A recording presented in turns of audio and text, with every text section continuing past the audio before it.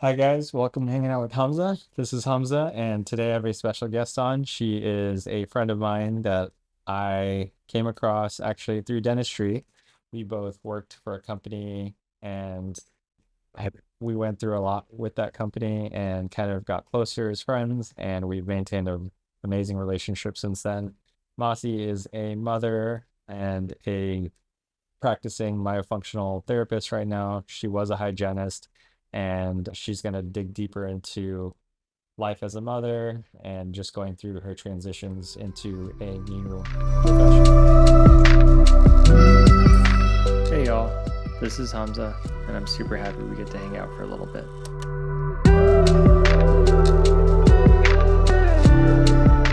All right, guys, welcome to Hanging Out with Hamza. This is Hamza, and today I have my dear friend Massi. She is like a sister to me. She was a hygienist I once worked with, and practicing just naturally became really close friends. We went through a lot together through our first year of practicing in the dental field, and we've just kind of maintained this relationship for the last 4 years now, I think. And yeah, I love her. I think she's just an incredible person, and I really wanted to have her on so she could talk about all the facets of her life. She's a very multifaceted practicing with a lot of perspectives to share. So without further ado, I'm going to pass it on to Massi to introduce herself. Hi guys, my name is Maciel, and I've been a hygienist for the past 4 or 5 years, and now I am focusing on orofacial myofunctional therapy. And I'm excited to share with you what I've learned so far and just talk about life. Okay. I wanted to talk about like our personal relationship and how we became close. So Massi and I, just to give you a background, we both started our dental chapters at a office together. It was for a practicing DSO, which is a dental service organization, which those are those corporate chain dental practices that you work at. As a dental student, when you usually graduate, it's a lot easier to get those jobs versus a private practice. And it's usually just because, understandably so, a lot of private practice dentists would prefer a little experience behind your belt. And that's why a lot of dentists and hygienists will start off in these kind of fields because it gives us more experience. It gives us like a better kind of practicing. You get better advantages out of it, like your healthcare insurance and all this other stuff. And then you can kind of go from there depending on whether you like it or not. I hated it. I think Massi hated it too. I We hated it. we just weren't the type of people that practicing with that DSO style of work. I felt it was very culty, and I just didn't have the best personal experience with it. Not saying it was a bad place, but just saying that it was just not something that aligned with me. And I think Massi and I connected on that front because we could both see through that, and we didn't want to sip the Kool-Aid, and we also just like wanted to do our own thing eventually. And so even when I left it before Massi, we still kept in touch. And then Massi eventually decided she wanted to get out of the profession. So, or not the profession, but the DSO. And with that being said, that was my perspective. Massi, what was your perspective of our relationship? Practicing. During our time there. Yeah, or just like how you felt like we met, how we connected. So, yeah, I feel like it was very much like Practicing. the whole we're not drinking the Kool-Aid, right? We were very similar in terms of energy to the energies that are normally in that sort of setting, right? So we were, at least I was drawn in to that setting as we're going to offer mentorship. It's going to be a great experience and where you're going to grow and all these things where when I got there, it was more of a Practicing. you have 30 minutes to do this cleaning and make it 25 because then you have to move to this new person that we want you to clean. So it was very work. Just And I think Massi and I really kind of connected in that we could both see that we were unhappy, but we practicing like the semblance of like happiness I got was knowing that there's somebody else that could see through it with me. Because sometimes when you're in those settings, it can be tough and you can get lost in it easily if everybody else around you is following a certain way and you don't align with that lifestyle. So I really appreciated having Massi at the time. And then funny enough, our relationship became stronger because my brother started going to see a physical therapist that ended up being Massi's husband. And so that was kind of a crazy occurrence, and just like a one of those like kismet situations where like everything just aligned for us in terms of our friendship, and it became stronger that way because now I see Tan all the time and I'm friends with Tan. And I think it's just cool how that relationship developed. And I've had a lot of like friendships like that where there's like different connections, but I thought that was a really cool one. And yeah, we've been friends ever since. That was really cool because I saw your brother on a post. Yeah. And then he had come to visit where we were working together. Yeah. And that's how I had met him. That's when you first met him? Yes. Okay. And then there was a post where he was posted with Tan. I was like, wait. Yeah. That's crazy. That's Hamza's brother. Yeah, now my brother works with Tan, and like they have all these like relationships together, and it's just cool how like Massi is basically my family. And yeah, so besides that, I did want to address like something because of our relationship. Massi really helped me through a relationship I got out of that was just basically not healthy for me and didn't help me in the long term. So she helped walk me through it. And I think what I've really loved about Massi is her perspective on life and just how things are meant to be and how you should, treat yourself and respect yourself. And there were a lot of situations in that where she gave me some really solid advice. And I just wanted to kind of talk about that, like your relationship. I think a lot of listeners also are either in a relationship, just got out of one, or about to start one. I think you and Tan have such a beautiful relationship. I know it's not perfect, just as any relationship, but is there anything you would like to kind of delve into of what makes your guys' relationship so strong and how you guys maintained it this long? So I feel like in terms of going back to energies, right?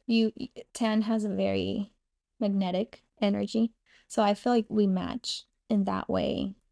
The other thing that I feel like it's worked a lot for us is we've found a way to speak to each other.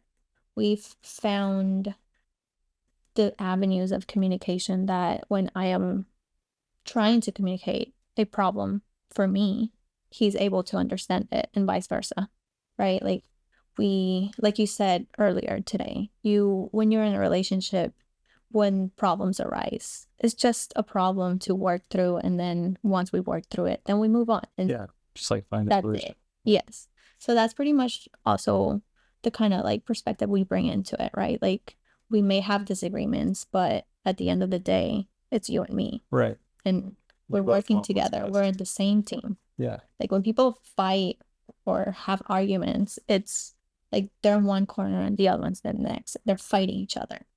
Like, you shouldn't be fighting each other. If you're together, you just look at the problem head on next to each other, figure it out how it works for both of you. Yeah.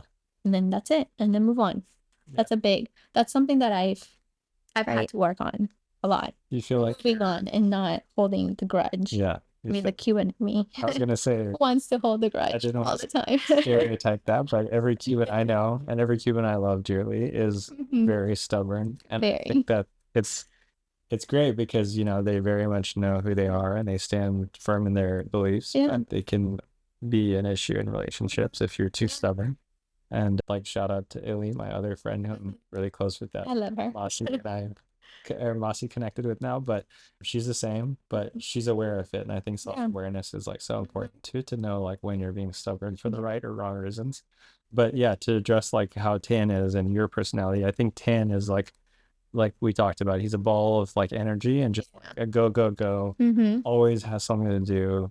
Like how, as you, I feel like you are, not saying you're the opposite and like lazy, but like you are a lot more calm and like, when you walk in a room, you're more of a calming presence. How did you balance that kind of dynamic between you guys? Like they usually say opposites attract. Do you think that's true, or do you think it was just? I mean, at some point, yeah, right? That's true. Like opposites. There's something there, right? That drew me to him when he's the go type. Yeah. And I feel like we balance each other, right? Because he's the go type, and no, like let's stop and save for the moment. You have to be present in the moment kind of girl, right? But then he also kind of like lights a fire under my ass. Right. Like, go do it. Yeah. Like, this whole business. Yeah. He's the one that's like, do it. Yeah. Go do it. Stop overthinking things and just go do it. You got it. That's awesome. So, and then when it's on his side, when he's just going to the point that he's just can't go anymore because he gets exhausted. Yeah. I mean, his you can't work is humanly be like that. Yeah. At time. So it's I come in and I just help him relax and just like yeah. Like, so you don't have to be on and going 24 hours a day. Listen to your body. If you need to relax, just relax. It's okay. I think it's part of coming from an Asian culture perspective. Like, that's part of our lifestyle where it's like we have this immigrant mindset where we like move to this country and now we have to work and prove either our parents or ourselves right. And it's good because I think it develops a great sense of work ethic, but also it can be very damaging physically and mentally. Yeah. And it's good to have somebody who can like add that perspective. Yeah.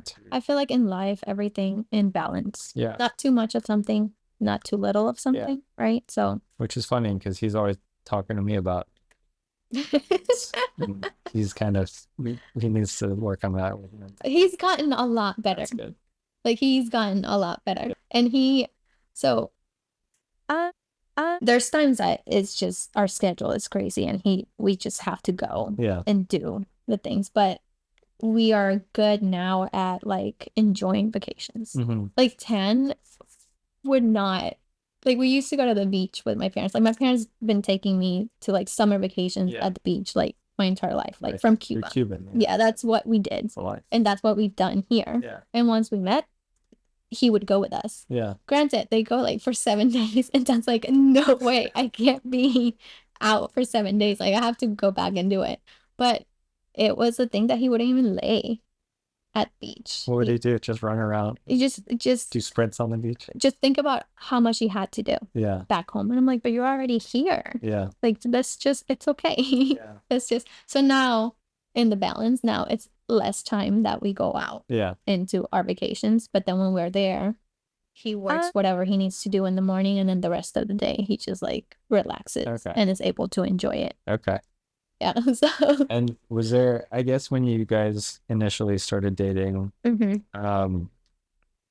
don't know, I think the problem with modern romance coming from somebody still going through that is the dating world is very fickle to where people are so inundated with options now and multiple dating apps, multiple options there that like if they go on a date and even 2 to 3 dates in, there's a couple of things that they don't align with and they don't like, you know, little ticks here and there. They're immediately like, this isn't working out. I need to go to the next person.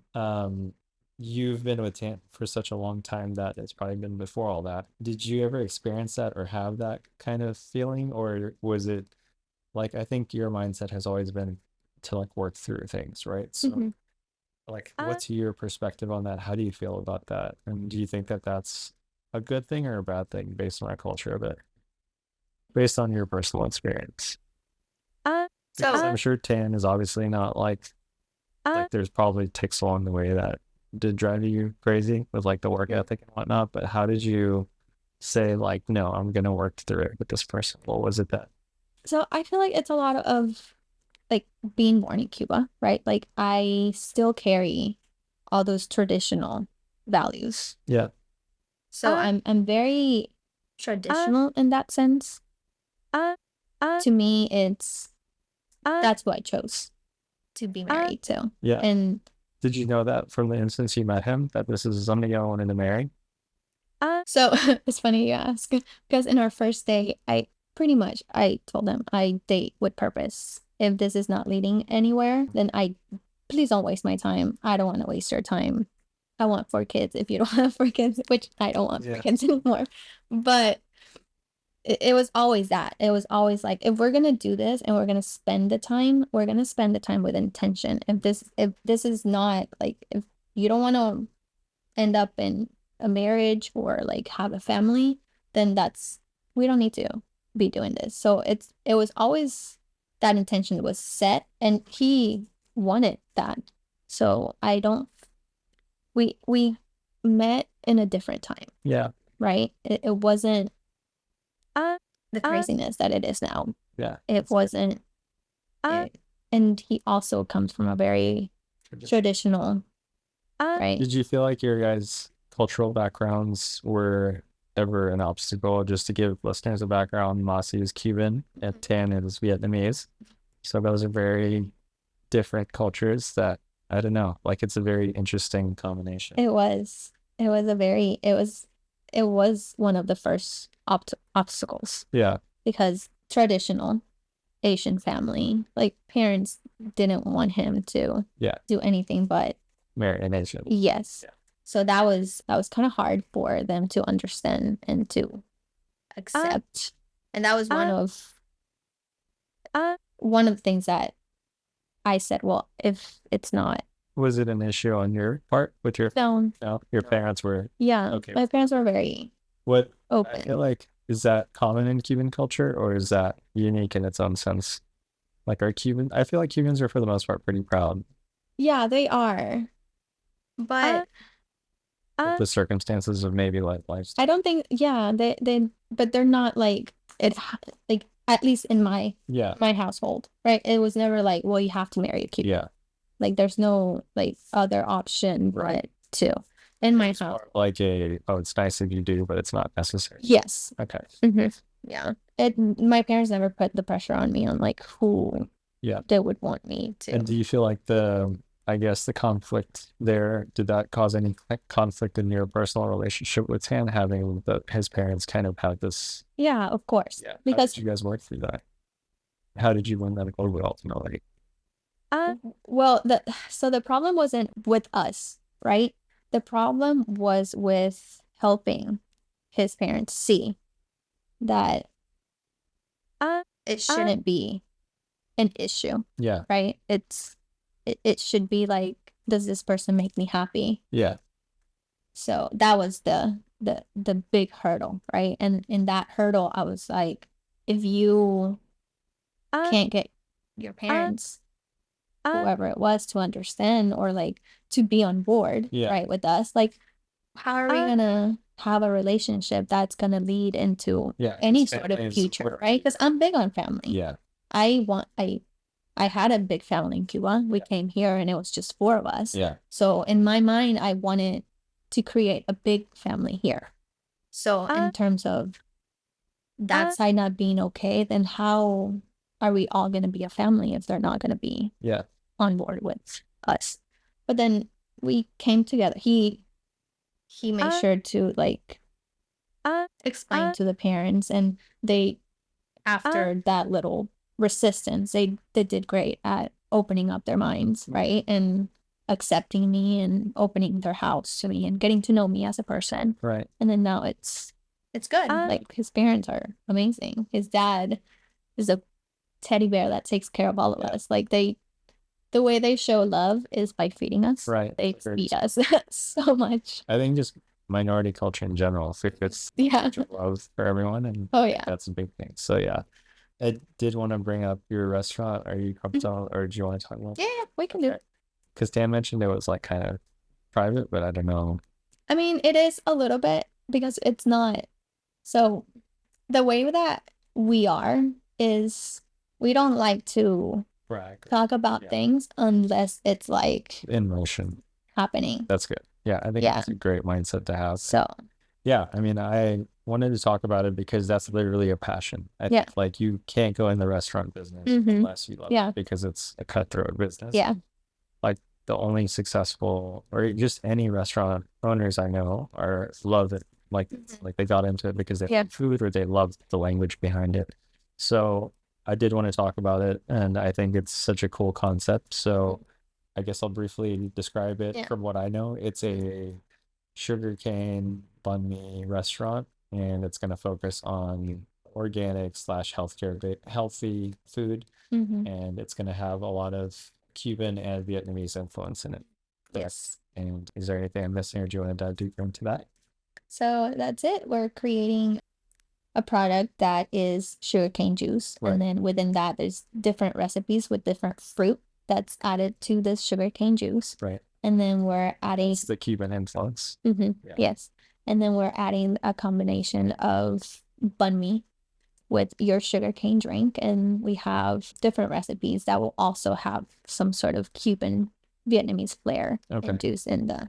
And the healthy part, I'm sure people heard this and they heard healthy and sugar. They're like confused about that. But yes, something that you and I both have learned through dentistry and just, in general, is that sugar is actually not as bad as people make it out to be. But what's bad is refined sugar. Yeah. So if you have sugar straight from a sugar cane, I mean, it's technically not like you shouldn't be having that all the time, but it's not as bad as people think.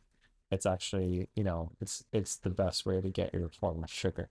So is there anything you want to kind of delve further into that, or what makes sugarcane drinks like better or healthier than your everyday juice or anything? So for one, the sugar is not refined, right?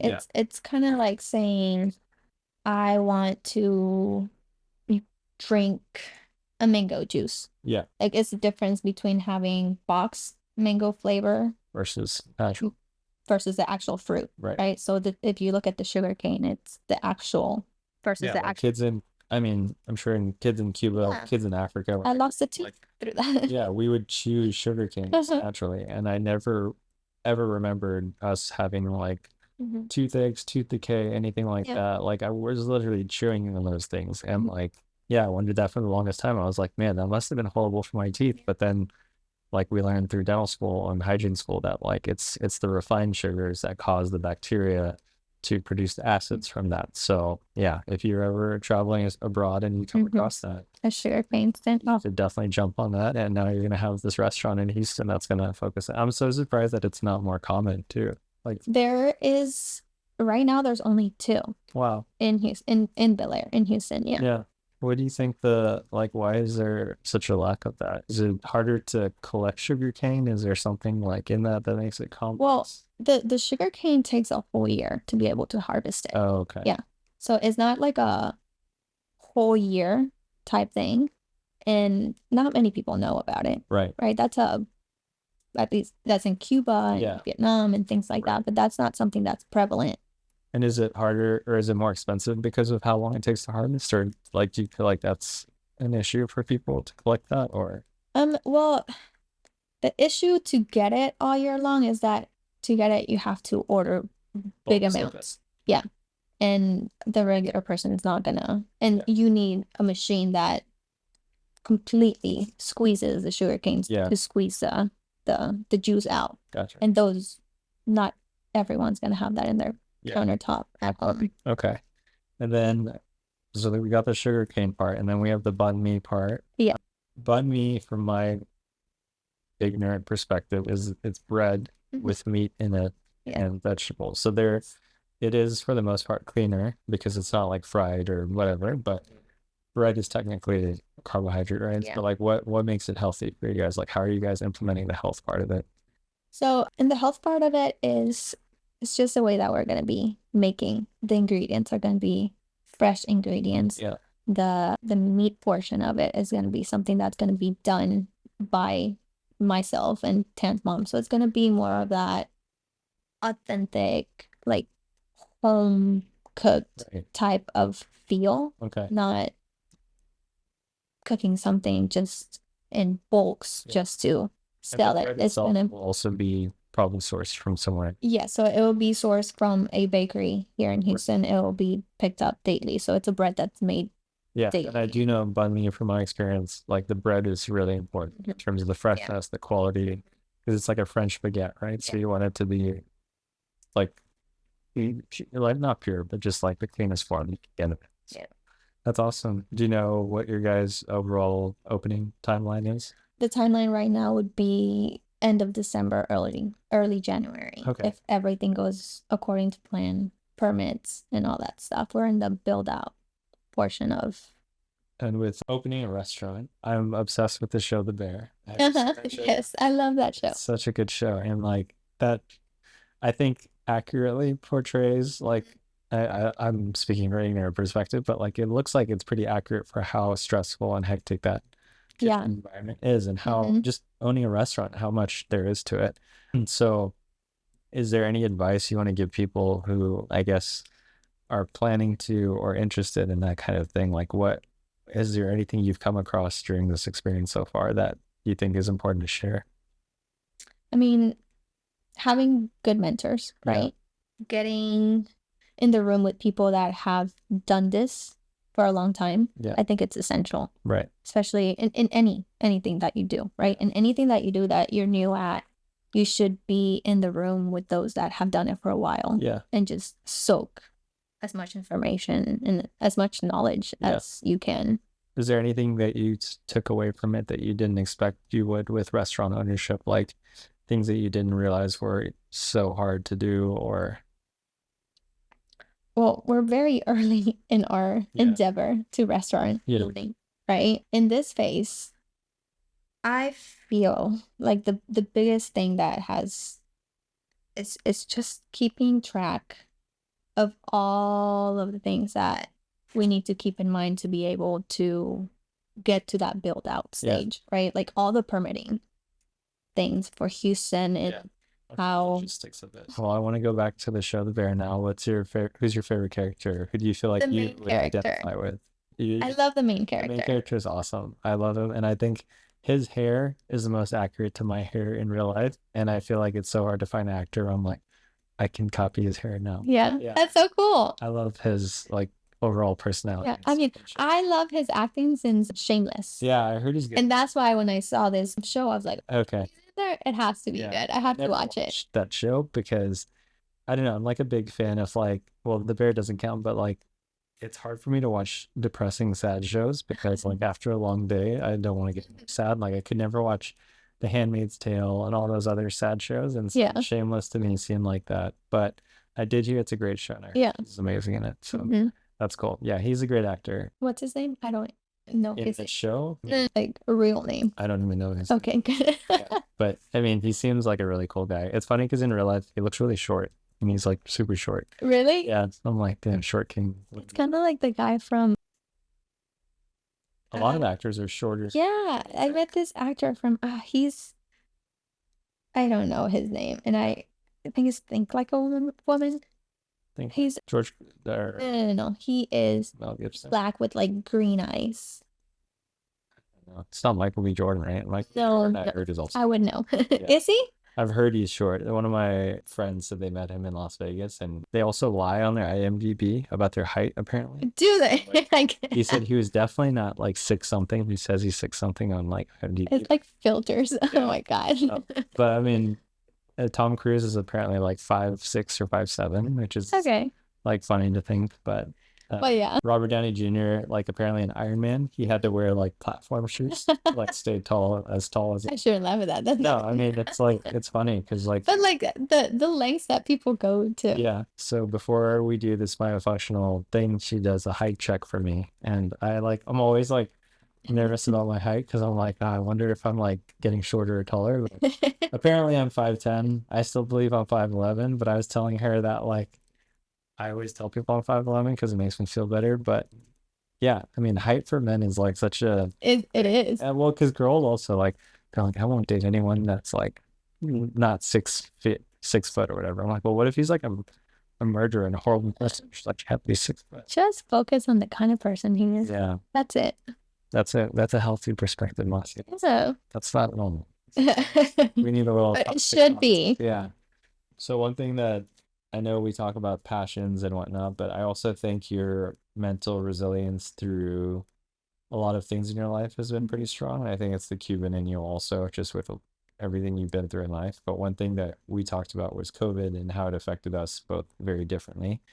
I'm guilty to say this, but I had an overall pretty positive experience during COVID. Like, yes, it was stressful and, work was definitely like a lot, but there were things in that aspect of my life that I'm very thankful for. Like I was able to enjoy it with people that I really had fun with at the time. And I think I was lucky enough to still have a job. I was lucky enough to be in a safe place. I was lucky enough to not get it. And yeah, I think when I hear people complain, I do feel empathetic towards their situation, but also guilt because I didn't have too much of a stressful experience with it. But, that brings me to your experience of it. And you did have a tough time because, you were going through pregnancy and you're going through a lot just mentally with having that, plus having a child to take care of. So, do you mind kind of elaborating on that and what you went through and how you kind of got through all of it? Yeah. So I had Mason 2019. And then 8 months later, we got pregnant with Liam. And I had already, I had quit the place where we met. Yeah. Because I couldn't take it anymore. The cult. The cult. Yes. And then we got pregnant with Liam. And I was trying to get back into work. And I had just gotten a job at another cult-like facility that felt like the culture was a lot better. Yeah. So I started working with them January. Went from Scientology to the other one. Yeah. Yes. So I started working with them January of 2020, and I was due April of 2020. Okay. So I had been with this company for like 2-3 months, and then March rolled around. I remember it was March 17th. Yeah, that was when it happened. And it closed. Okay. And then I am 30 plus weeks, 30 like almost 2, giving birth.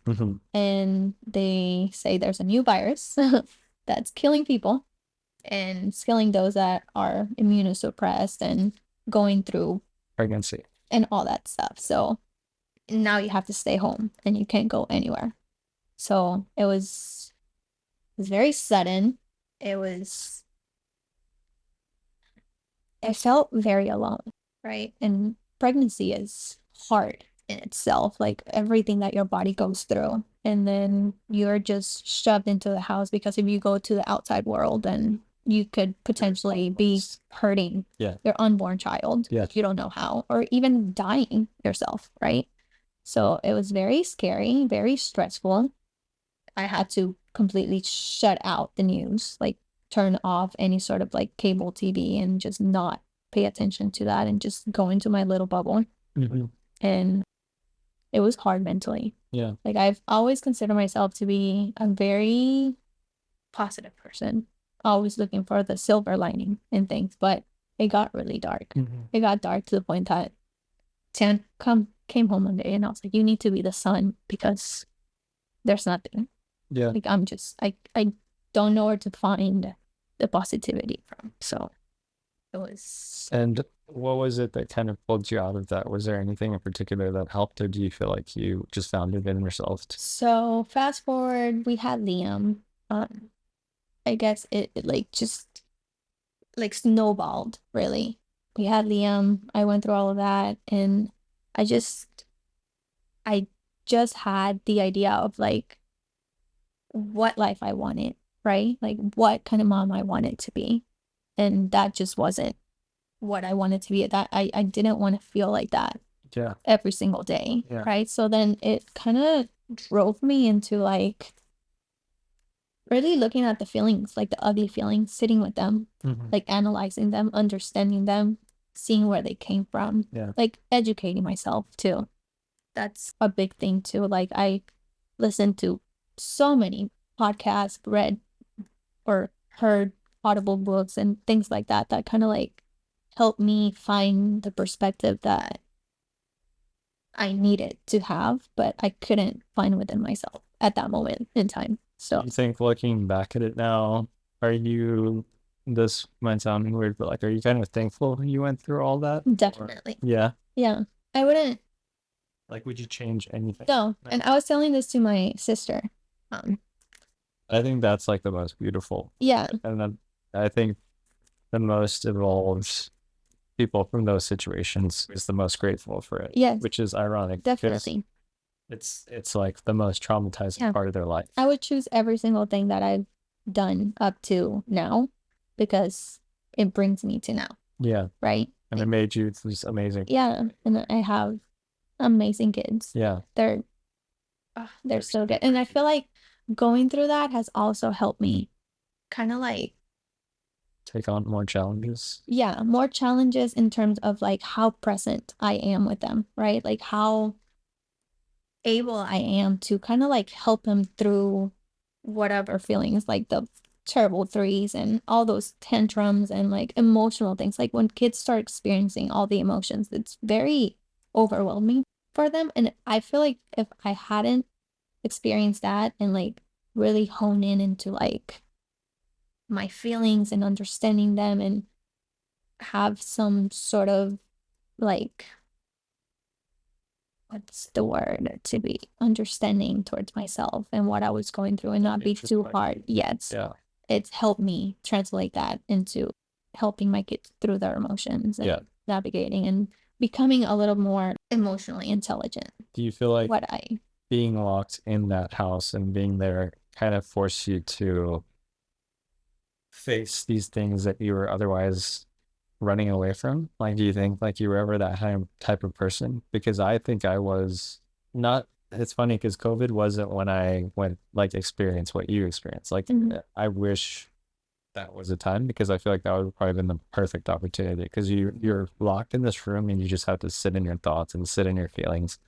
And I think I was spoiled because I was in a happy place and I had fun. But I think in your situation, it's like you had no other option. You couldn't just go to a therapist and in person and hang out, or like you couldn't just go on vacation to de-stress. You had to sit there and just find solutions. And it sounds like you did. Like you looked for podcasts, you looked for books, and I think that's the most important aspect of like somebody is like self-awareness in these situations and knowing like, okay, something's wrong. I need to figure out how to fix it or it's just going to get worse. And I think unfortunately we live in a world where people don't do that as often. Like they'll just accept that this is who they are and they just have to live with it, which is not true. Like you can always improve yourself and find solutions. So I think you should learn something new about yourself, about the world every single day. So do you feel like being in that locked situation forced you to do all this, or do you think you would have like, were you always this kind of person? Like, were you always this person that like would work on yourself and improve yourself? No. I mean, I've always been a very positive person, right? But I never really like stopped long enough to like to feel these feelings. To feel them. To sit with them because they're uncomfortable and I would just like keep going, right? Like there was no stopping to it. When this happened, it kind of forced me to kind of stop and be like, okay, well, this is the time where you either like look back on it and wish you would have done something different, or you sit down and you write down and put everything on like purpose of how you want your life to be. Because this is not a nice feeling. You're not happy. You're not content with where you are right now. So how can you change this? Like, what do you want for your life? Like, what do you want for your kid's life? What do you want for your marriage, right? Because at the end of the day, like, going down those feelings and not addressing them will weather away at every relationship you have, right? Like, if I'm not paying attention to how I'm treating myself, how I'm talking to myself, how much I'm challenging myself to be better and be a better person to all of those that are around me that I love, then what are you doing?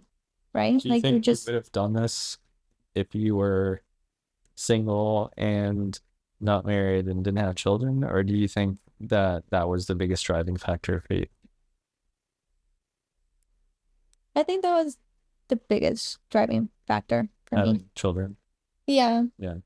I mean, that's kind of like the catalyst. Right? Like COVID was a big catalyst in terms of like my growth, emotional growth and all that. But with Mason, I feel like that's, if I could date it back to where I became more aware of like how I was showing up in the world. It was with Mason. Okay. And the kind of mom that I wanted to be. I think we mentioned how like we've also been raised in immigrant households where there's a lot of trauma, there's a lot of broken ideas of what parenting should be, and being lucky enough to be in a generation where we can analyze and assess and see that this is not healthy and break that cycle and realize what's better.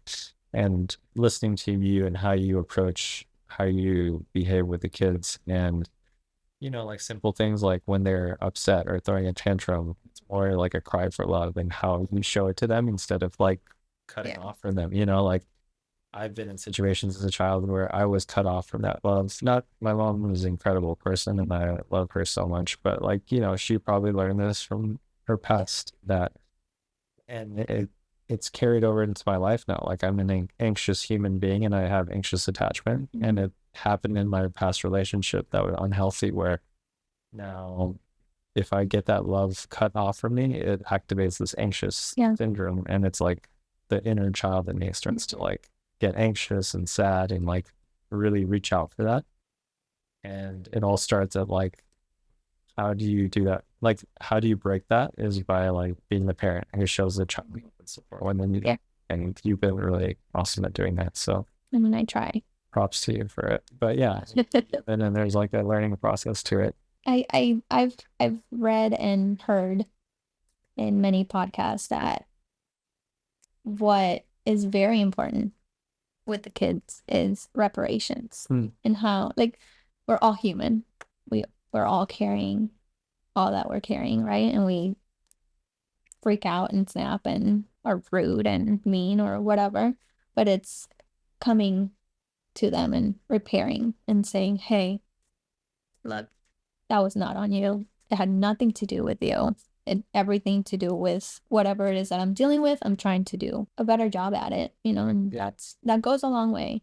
Yeah, you mentioned how even Mason, when he threw a tantrum, like he just asked for a hug after, like, and even though you were mad at him, you still gave him a hug because and I think that's like really and like also I've felt some sort of like that withholding of love when our parents weren't completely pleased with us, right? And I feel that kind of like trying to sneak in, right? Like I feel that conditioning, wanting to escape my mouth, but I know you hold back on it. Yeah. Are you currently going through like therapy or like how did you kind of learn a lot of these coping mechanisms or some things? Was it self-taught? Like what brought you to this? So it's just I had all that time, right? Like I was at home with the kids. So I just focus that energy. Focus that energy on that. I found the things that would kind of soothe my soul. Like gardening has been a big one. And while I'm doing that, right, I listen to podcasts or I listen to books. Like the first book that I ever listened to was The Whole Brain Child. And it was a recommendation from a dentist that I work with for a very short time. And it opened my eyes up to how the brain like develops, right? And how the brain works when you're a tiny little child. So it's helped me kind of like translate it into like everyone's a child walking around, even if you're an adult. Like you're really you have a lot of things going on, and it's helped me like look at behavior and kind of be like, okay, well, you're using your downstairs brain. Let's go up to the upstairs brain now. So I'm gonna use that on my brother all the time. Just tell him he's permanently in downstairs brain mode. But no, I think like even growing up as a kid, you look at adults and you're like, wow, they're so smart. They're like adults. And then you become an adult and then you see everyone, you're like, everyone's just a fucked up child with like some triggers. And like, you just have to figure out what their triggers are. How to work through them. And it's interesting. Like being a dentist now, like I was telling you earlier, is like, I thought I was going to go into this profession and be like surrounded by these professionals who are so educated and like have their shit together. Because obviously it's a lot of work to get to where you are. But if anything, I've realized like it's almost worse. Like I feel like you get so spoiled in healthcare sometimes that everybody around you respects you and like trusts you and believes in like what you say, that you almost like maintain this ego thinking that it's the right way to think. And like it sucks because it's really formed a lot of egomaniacs in our business. And it's been tough for me working in the field because there's a lot of times where I have to either maneuver around egos or step away from a practice because of an ego, or just like kind of figure that out. And that's been really tough because it all comes down to like how they were raised and how they took that self-awareness and if they wanted to improve it. And it's tough. It's been the biggest struggle of my profession is figuring that out. And I'm not saying I don't have an ego. I for sure have one, but I feel like at least what I try to do is like if I realize I'm doing something out of selfish reasons or whatever, is like at least can I like observe, is it something I can improve on, or is it like, because ego is good. It's good to like know your self-worth and have like some confidence, but in certain aspects, like not 24/7. Yeah. That's been tough. And I'm sure as a hygienist, working through that is tough too, because there's like this sense of hierarchy and like belief of like one being better than the other and all this other stuff. So like I'm sure you've had to work through that too. Yeah. Which brings me to like your next thing, which I'd like to talk more about, is myofunctional therapy. Yes. Massi used to be a hygienist. She still is technically. Yeah, I'm practicing within my hygiene license, but there's a little loophole where I can practice orofacial myofunctional So therapy. tell me more about this orofacial. So orofacial myofunctional therapy is physical therapy for the muscles of the face and the mouth. Okay. Right. So what we're trying to accomplish here is to have the correct posture for your facial muscles so that we can get you, if you're an adult, to breathing better through your nose, right? And getting a better night's sleep. Yeah. Getting that oxygen correctly through your brain to get you to hit REM and have that good night's sleep where you're just feeling better. Yeah, you're having a healthier lifestyle. Yeah.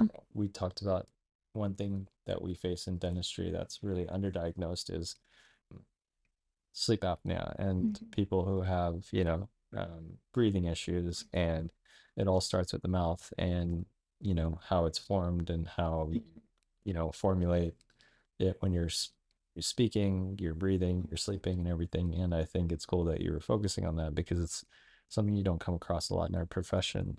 And with having that background, do you feel like it's something that I think what really like want to address is how in dentistry we tend to put band-aids on a lot of things when we're not addressing the underlying overall issue, which is sleep disorders. So when you approach it, is there anything that you want listeners to know symptom-wise that they should consider looking into myofunctional therapy? Yes. So you wake up unrefreshed. You wake up knowing that you didn't have a good night's sleep. Bags in your eyes. Bags under your eyes. If you wake up feeling very sore on your neck, your jaw, that means that you're clenching because you're trying to open up that airway. Yeah. Right. That means that your muscles are not like really functioning and firing correctly. Right. Right. So yeah, because as a dentist, what I typically come across is you see grinding and you're like, okay, here's a night guard. All right, take care. And it's not addressing what could be causing the grinding, which, like there's so many other issues like you stated. And so I wish that was something that was more focused on in dental school and hygiene school and just like things that we could address more often. Yeah, because it's not in the teaching of hygiene or dental. Yeah, and it's crazy because like I could do a filling one day and they come back and they're like the filling's popped out or the filling hurts or anything. And most likely, not, ego aside, I think I do really great fillings and whatnot, but I think like you could think like, oh, what did I do wrong? Is the filling not right? But it could just be that they have sleep apnea and they're grinding really hard. It's just that they're looking at things through like a tiny little instead of like opening it up and like just looking at the whole individual as a whole, right? Like the mouth is connected to the rest of the body. Yeah. And like how are we not? Therapy is like such a commonplace science now. Like we look at the entire body, we see, okay, your right arm is more slouched than your left arm because you're doing something in your daily life, occupational therapy. So I think it's incredible that we haven't reached that yet with dental therapy, like, having this. So I do think it's amazing that you're doing this. And I love that you've approached this field just like with the restaurant business. I think it's something that like, it takes a lot of risk and it's a lot of like, just dedication to your craft. So props to you for doing that. When you I guess take us through a walk of like a patient. Let's pretend the listener is a patient and they're about to come see you because of this. They think that they might have sleep apnea, like they have sleeping issues right now. How would a typical exam go about? So a typical exam would be me taking a couple of pictures for the intake. I want to see the tongue placement in a couple of different spots. Right. I want to see the color of your palate, like how developed is your palate, if it's concave or if it's a dome shape. Yeah. So we would like it to be. I evaluate to see if your tongue can move in the full range of motion that it should, or if it has some tethering tissues. We look at overall posture, like orofacial myofunctional therapy. Just doesn't give you the benefits, the full benefits, if you're not looking at it in terms of posture and how we're doing this movement. I look at the tongue. If the tongue is not moving separate from your lips, or even some people recruit like just neck muscles to be able to move their tongue. Oh, wow. So through this evaluation, I'm looking at all of these movements and I'm looking at all the compensations that you make. I'm looking at face development. If I do measurements of your face to see if the development has been even. Yeah. Or where is there more development than the other side. Normally it's just for listeners, she measured my face and it's symmetrically perfect in all aspects. So just want to confirm that. That's on record. So no, on record. No, Massi basically said I have a slight tongue tie. So, I'm not that perfect. I have some imperfections, but slight. Yeah, and Massi said you were slightly longer on the right side than your left. Yeah. Yeah. So yes. So I Not to always no, it's okay. You're okay. So I've always noticed that my glasses kind of sit just one higher than the other. And I never really understood why. And now that I'm studying this and I'm looking at myself, I mean, I'm doing therapy for myself and I'm doing that for the kids. So I'm just criticizing everything. Yeah. So then I've noticed that on my right side, there are more constrictions under my tongue. Yeah. And that is what's prevented this side of my face from developing at the same rate. Do you feel like it's affected your speech pattern? Definitely. Yeah. Or are you just like, oh, I'm just Cuban. That's how I speak. Oh, well, I always put it as like because of learning Spanish. English and Spanish being my first language. That's why my tongue is like crazy and doesn't move correctly. But no, it's because of, and I remember, it's crazy because I remember when I was younger, they took me to get evaluated and they said, you don't have a tongue tie. Oh, wow. So they were. They didn't know. Okay, it's back. It was in Cuba. Yeah. Plus their judgment of tongue tie probably means like it's like right at the tip and it's like it's like very evident. But there's many, like you said, variations. Yeah. Like what was I? I'm average or 40%? Yeah. 50 on the back. Yeah. And then 80 on the tip. Okay. So yeah. And then just growing, and then it went into all my teeth were coming out and they said, well, you don't have any space, right? So you're going to need braces. But just in case, we're going to take out the premolars just to see if we can add more space so you don't need braces. Yeah. But now it's shown that by doing that, you decrease the space. Did you lose your premolars? I had 2 on the top and the 2 on the bottom. They're gone, like the first premolars. Because of that. Yeah. So I would go every other year or however the growth chart is. My dad would extract teeth to open space for those to come out. Yeah. So they would come out like with like straight and in a better position. But then that's interesting. Yeah. And if you look at a child, the primate space, that's necessary. Yeah. You should be able to put a penny in between each one of your child's teeth in the primary dentition. That means that you have enough space for the other teeth to come in. Yeah. If you have a 3-year-old with crowded teeth, then you should really consider going to a pediatric dentistry. Yeah. That focuses on airway and on expansion, early expansion. Okay. That's been proven to be great. That's awesome. For kids and to get them started, right? So we don't have to. Okay. Are there any myths or anything you've come across with myofunctional therapy that you feel like are good to nip in the bud for listeners now? Like, obviously with dentistry, we like the typical like don't rinse your mouth after you brush your teeth, stuff like that. Anything that you've come across that's, just commonplace, but obviously not true. I guess just teachings that I learned in hygiene school, like pacifiers. Yeah. Yeah. What's the thing with that? Yeah, they would be like, it's okay if it's an ortho. Yeah. But just with Mason, I did the ortho pacifier, and now we're dealing with an open mouth and a tongue thrust that is really hard to. Just difference. So the ortho pacifier, first of all, doesn't work. It's the same issue. And second of all, what's the, I guess, solution to that? Just no pacifier at all? Yeah, I would say no pacifier at all. Because if you really think about it, you're putting the pacifier, right? So the tongue is under. Yeah. And it's not really, just it's laying low. It's not. So it's losing the tonicity. Like, it's not being exercised. It's not practicing getting in the spot that it needs to get into, right? So the tongue should be, the tip of the tongue should be behind your top front teeth, and then the rest of your tongue should be resting on your palate with your jaw closed, and then there's a space in between your teeth. They should never be touching each other. Goes for thumb sucking. Try to break that habit if you can. So we also, through the course that I took, they also gave me teachings on how to do habit elimination. Okay. So I you can teach that in your non-functional. Yes. Okay. So when you see kids, typically, do you do a different exam when you do that, or is it the same? It's the same, depending on their age, right? Because this therapy is very, like, they have to follow directions. They have to follow like a exercise program. So depending on their age, like, it's how much we teach and what exercises we do and all that stuff.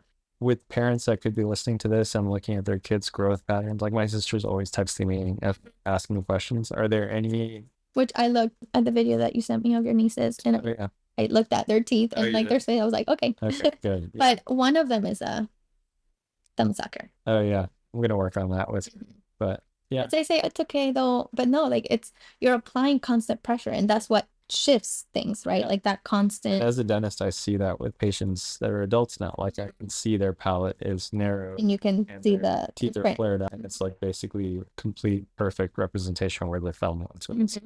I used to suck my thumb. Thank God I didn't kind of get that, but that's why I mentioned earlier when she did the exam that I was worried I might have a narrow arch because I sucked my thumb all the time.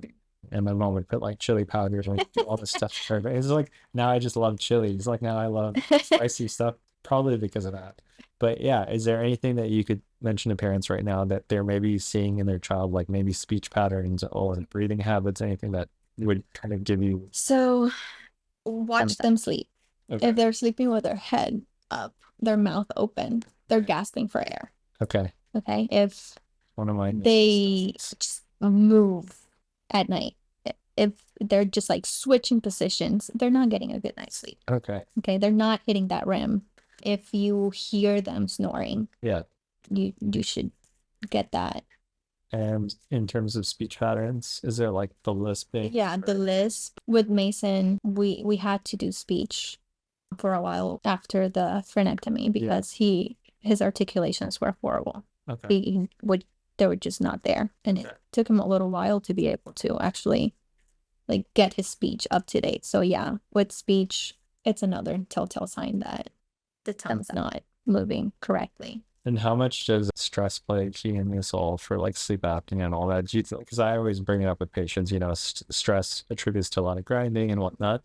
But do you think that's only like one small factor of it? Is it other stuff that attributes to it? Or like, is it mostly to do with genetics and like how your physical formation of everything is that attributes to it? You mean the grinding? Like how like apnea. Like I always attributed it to like, it's probably stress induced, but is it actually? So, I mean, sleep apnea is, right, like your brain's not getting the oxygen. Right. If your brain, it's like a cycle. Yeah. So, and then you're always on that like thumbs up, fight or flight. Yeah. Right. Your body's always on that stressful. Because you're not getting REM. Yeah. And your brain's not regenerating. Like when we're sleeping, like our brains, mostly like when we're kids, right? Like they're regenerating. They're like kind of like taking things out, like whatever memories we don't need, they take it out, and like it's just detox. Yeah, pretty much. If you're not hitting that, then you're like on a constant like fight or flight, like cortisol levels are high. If also with kids, if they sweat, they shouldn't be sweating unless it's like a hot room or whatever. But if the AC is on, the fan is on, a child shouldn't be sweating. That means they're in that fight or flight, like trying to breathe, trying to gasp for air. Wow. So, yeah. So that's amazing. Well, I'm learning all this from my imaginary child. It's. I mean it, but yeah. Yeah, no, it's good to know for patients too, because I mean, like as a dentist, it's tough because we look at everything as a hammer nail situation, and there's so much more to it. Like you said, we're looking at it through a microscope, and I think the day we start to reflect more on that myofunctional aspect of it, I think we'll probably have less implant failures, less fillings falling out, like less grinding. And I mean, yeah, imagine like someone sitting with their jaw and their tongue in the correct posture, right? And you leave that it's called a freeway space. It's like 3 millimeters that you should have in between your teeth. You're not grinding that.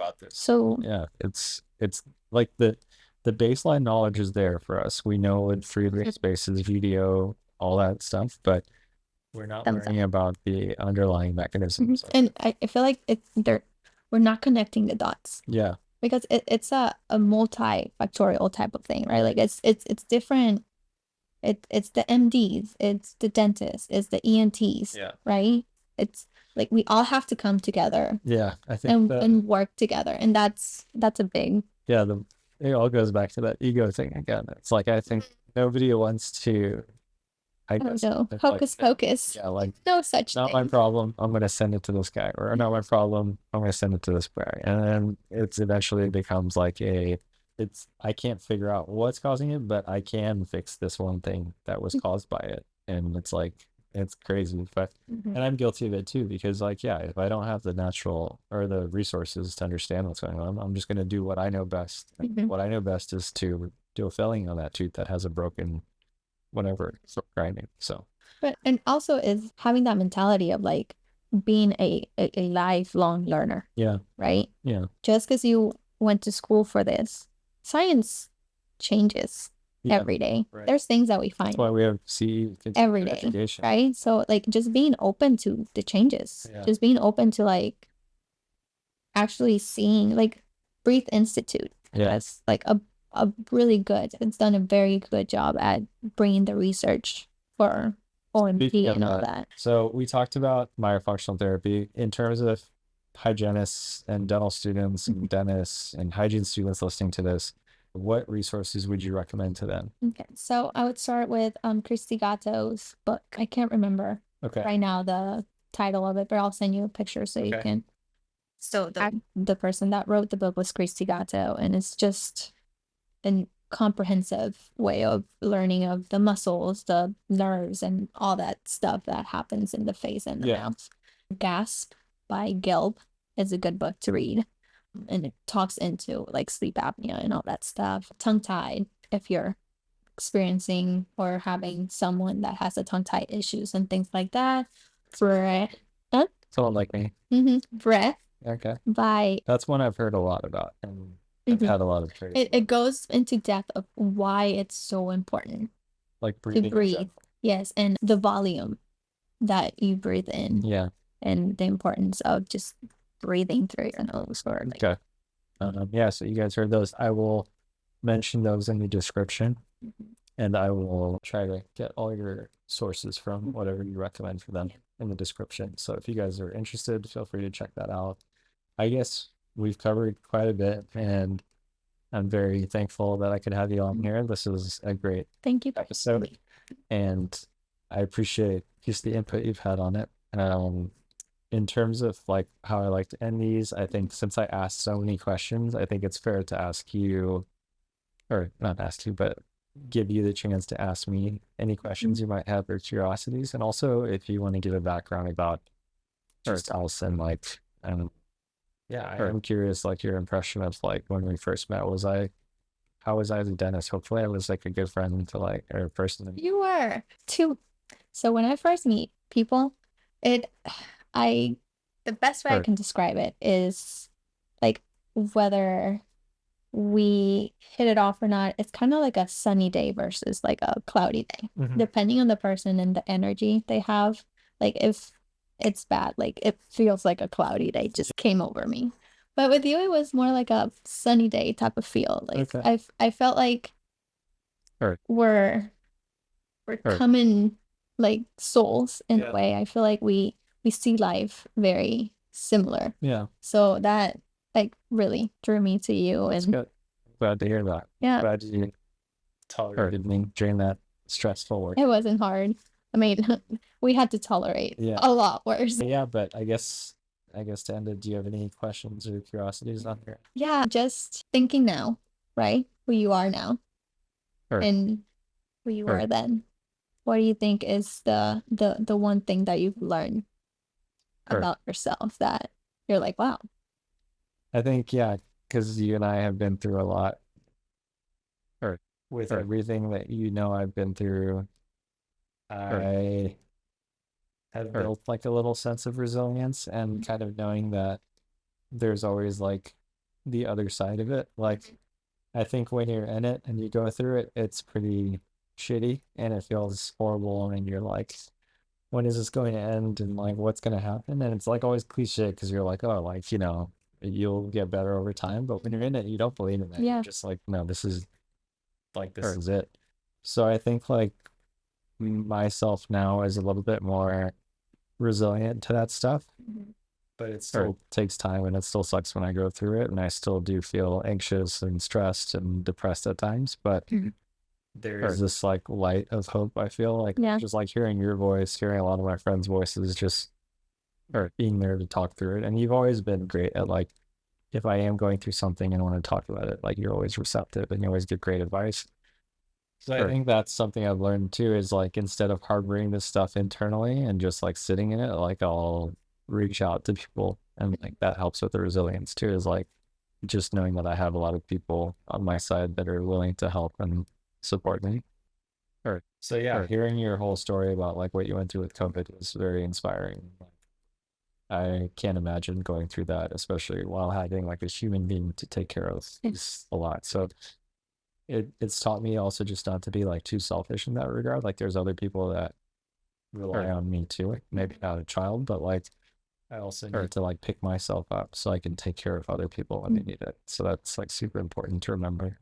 But yeah, like I said, I'm super grateful for you and our friendship and Tam, and just knowing you guys has been really great, and just being able to like take notes from what a good healthy relationship's like and hopefully carry that into one eventually I get into. Yeah.